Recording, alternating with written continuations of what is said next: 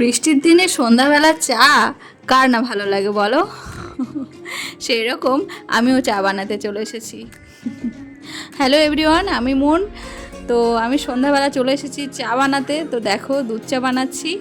তো দুধ চা কার কার ভালো লাগে অবশ্যই কমেন্ট করে আমাকে জানিও। তো দুধ চা দেখো প্রায় হয়ে এসেছে, এখনও একটু বাকি আছে, কারণ একটু ফোটাতে তো টাইম তো লাগেই, তাই না বলো। আর আমরা যখন স্টেশনে চা খেতে যেতাম, ওখানে একটা দাদা আছে, খুব সুন্দর চা বানায়, জানো তো। তো এত সুন্দর চা বানায়, তো আমরা অনেক জায়গায় খেয়েছি, কিন্তু এই দাদার মতো চা কোথাও নেই।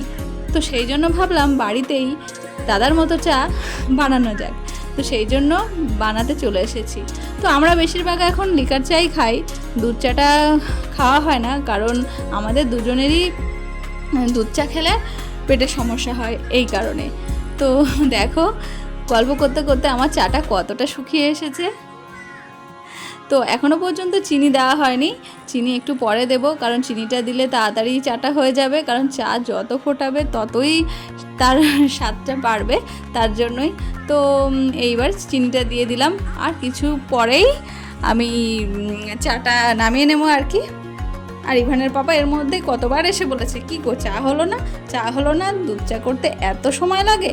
আমি বললাম হ্যাঁ, দেখতে পাচ্ছ না, আমি চামচ দিয়ে নেড়েই যাচ্ছি, যেমনটা দাদা চা বানায়।